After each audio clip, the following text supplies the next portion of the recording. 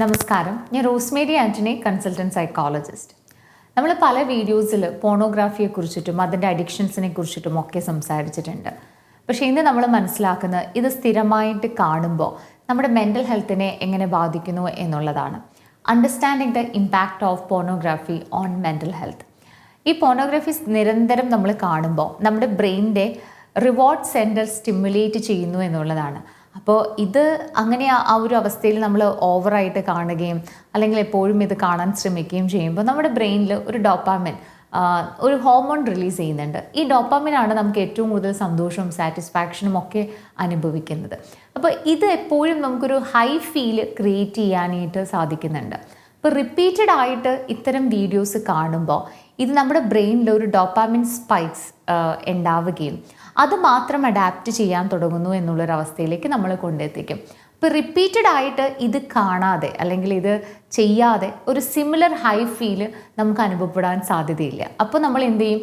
വീണ്ടും വീണ്ടും അത്തരത്തിലുള്ള വീഡിയോസ് കാണാനായിട്ട് ശ്രമിക്കുന്നു എന്നുള്ളതാണ്.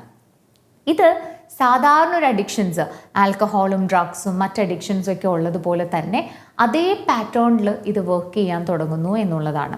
2018 അഡിക്ഷൻ റിസർച്ച് തിയറിയിൽ നടന്ന ഒരു സ്റ്റഡി പ്രകാരം പറഞ്ഞത് പോണോഗ്രാഫിക് കണ്ടൻറ്റ് മാത്രം ഓവറായിട്ട് കൺസ്യൂം ചെയ്യുന്നതിൽ സബ്സ്റ്റൻസ് അഡിക്ഷൻസിൽ പോലെയുള്ള അതുപോലെ അവർ കാണിക്കുന്ന അതേപോലത്തെ ഉള്ള ക്രേവിങ്സും ന്യൂറൽ പാറ്റേൺസുമാണ് ഇതിൽ കണ്ടുവരുന്നത് എന്നുള്ളതാണ്.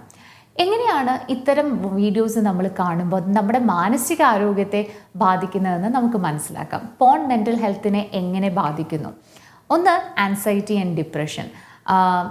ഇത്തരം കാര്യങ്ങൾ വാച്ച് ചെയ്യുന്നതിലൂടെ നമുക്ക് ആൻസൈറ്റിയും ഡിപ്രഷനും സ്ട്രെസ്സും ഒക്കെ ഉണ്ടാകാൻ കാരണമാകുന്നു എന്നുള്ളതാണ്. 2017 ഞാൻ നേരത്തെ പറഞ്ഞ അഡിക്റ്റീവ് ബിഹേവിയർ സ്റ്റഡീസിൽ അത് കാണുന്നവരിൽ ആൻസൈറ്റിയും ഡിപ്രഷനും സ്ട്രെസ്സും വളരെ സിഗ്നിഫിക്കൻ്റ്ലി വർദ്ധിച്ച നിരക്കുകൾ കാണാനായിട്ട് സാധിക്കും നമുക്ക്.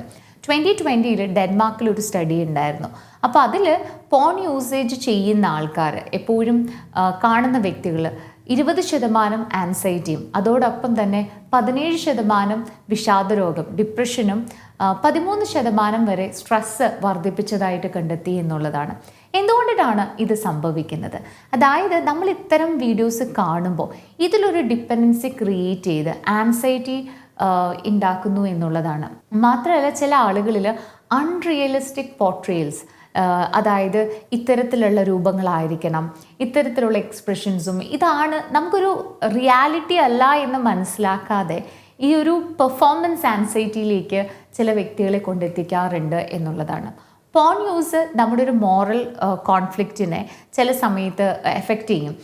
എപ്പോഴും ഇത് കാണുന്നത് തെറ്റ്. അതുകൊണ്ടാണല്ലോ നമ്മളിതെല്ലാം ഒറ്റയ്ക്കിരുന്ന് ചെയ്യാനും കാണാനും ഒക്കെ ശ്രമിക്കുന്നത്. അപ്പോൾ ഓവറായിട്ട് ഇതൊക്കെ ചെയ്യുമ്പോൾ നമ്മളിൽ തന്നെ ഒരു വല്ലാത്തൊരു ഗിൽട്ട് ഉണ്ടാക്കുകയും ഇത് ആൻസൈറ്റി ഇൻറ്റൻസിഫൈ ചെയ്യാനും കാരണമാകുന്നു എന്നുള്ളതാണ്.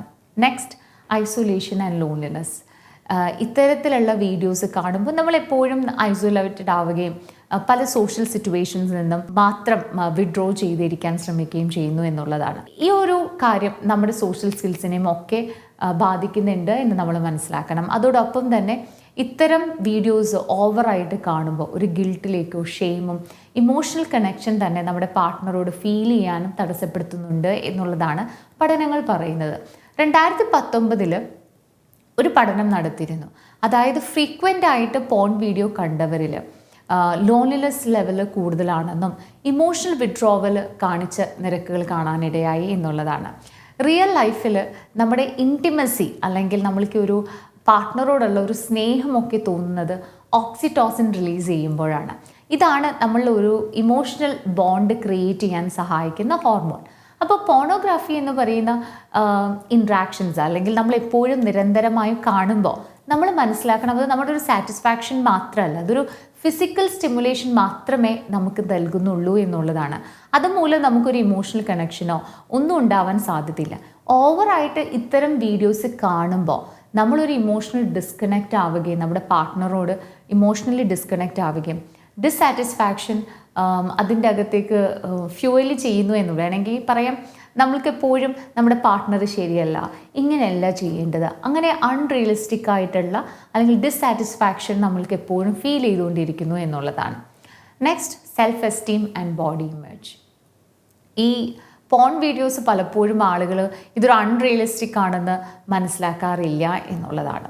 നമ്മൾ എത്ര കാര്യങ്ങളൊക്കെ അതിൻ്റെ അകത്തുനിന്ന് കണ്ടു പഠിക്കാൻ ശ്രമിച്ചാലും ചിലപ്പോൾ നമ്മുടെ സ്റ്റാൻഡേർഡ് ലെവൽ തന്നെ മാറിപ്പോവാം. നമ്മൾ ഒരു സെക്സ് എന്ന് പറയുന്ന ഒരു കാര്യം ഇത്തരം രീതിയിലാണ് ചെയ്യേണ്ടത്, ഇത്തരം പെർഫോമൻസ്, അൺറിയലിസ്റ്റിക് ആയിട്ടുള്ള പോർട്രേൽസ്, ഇമാജിനേഷൻസ് ഒക്കെ നമ്മളിൽ വരും. അപ്പം നമുക്ക് ചില സമയങ്ങളിൽ ചില വ്യക്തികളിൽ ബോഡി ഇമേജ് അല്ലെങ്കിൽ എന്നെ കാണാൻ അത്ര നല്ലതല്ല, അല്ലെങ്കിൽ ഇങ്ങനെയല്ല വേണ്ടത്, നമ്മുടെ പാർട്ട്ണർ അത്ര പോരാ, ഇത്തരത്തിലുള്ള അവസ്ഥകൾ ഉണ്ടാവാറുണ്ട്. ഇത് ഒരു വ്യക്തിയുടെ സെൽഫ് എസ്റ്റീമിനെയും അതോടൊപ്പം തന്നെ നമ്മുടെ പാർട്ട്ണറിനെ സാറ്റിസ്ഫൈ ചെയ്യാൻ പറ്റില്ല എന്ന് സ്വയം ഫീൽ ചെയ്യുകയും ചെയ്യുന്നൊരവസ്ഥയുണ്ട്. 2020 UK ഒരു സ്റ്റഡീസിൽ പറയുന്നത് ഇങ്ങനെയാണ്: പോൺ വീഡിയോസ് കാണുന്ന ഒരു 29% യുവജനങ്ങളിൽ അവരുടെ ബോഡി ഇമേജിനെ കുറിച്ചിട്ട് അവർക്ക് വല്ലാത്തൊരു ഇൻസെക്യൂരിറ്റി ഫീൽ ചെയ്യുന്നു എന്നുള്ളതാണ്.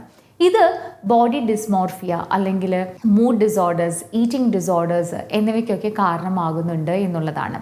എങ്ങനെയാണ് ഇതിൽ നിന്ന് റിക്കവറി ചെയ്യേണ്ടത് എന്നുള്ളതാണ് നമ്മൾ അടുത്തതായിട്ട് നോക്കുന്ന ഓപ്ഷൻസ്. First, therapy. ഡിഫറെൻറ്റ് സൈക്കോതെറപ്പീസ് ഇതിന് അവൈലബിൾ ആണ്. CBT അതിൽ മെയിൻ ആയിട്ടുള്ളൊരു കാര്യമാണ് നമ്മുടെ ട്രിഗേഴ്സ് ഐഡൻറ്റിഫൈ ചെയ്യാനും നമ്മുടെ കമ്പൾസീവ് ബിഹേവിയർ മാനേജ് ചെയ്യാനും റിക്കവറി വളരെയധികം സപ്പോർട്ട് ചെയ്യുന്ന ഒരു തെറപ്പിയാണ് CBT എന്ന് പറയുന്നത്.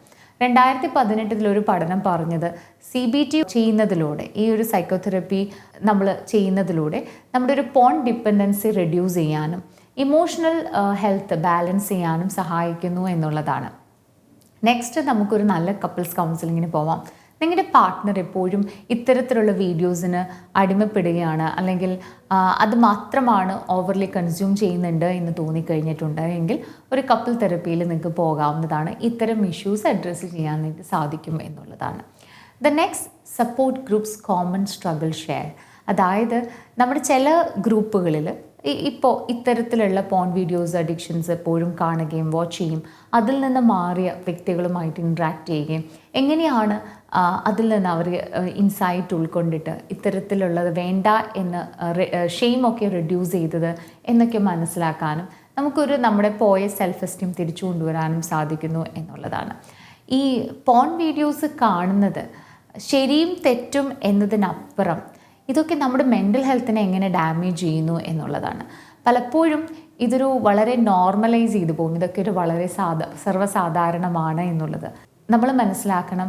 എക്സസീവായിട്ട് ഇത്തരം വീഡിയോസ് കൺസ്യൂം ചെയ്യുന്നതിലൂടെ നമുക്ക് ആൻസൈറ്റിയും ലോൺലിനെസ്സും സെൽഫ് എസ്റ്റീം ഇഷ്യൂസും ഒക്കെ വരാൻ ഇടയുണ്ട് എന്നുള്ളതും അത്തരത്തിലുള്ള ഒരു പ്രേരണയിലാണ് അത്തരം വീഡിയോസ് കാണുന്ന ഒരു ടെൻഡൻസി നിങ്ങൾക്കുണ്ട് എങ്കിൽ ഒരു പ്രോബ്ലം ആവാണ്ട്, ഇതൊരു പ്രോബ്ലമാറ്റിക് ലെവലിലേക്ക് പോവാതെ നല്ലൊരു പ്രൊഫഷണലിനെ കണ്ടെത്തി അതിനൊരു ട്രീറ്റ്മെൻറ്റ് എടുക്കുക എന്നുള്ളതാണ് നിങ്ങൾക്ക് ചെയ്യാൻ സാധിക്കുന്നത്. നന്ദി, നമസ്കാരം.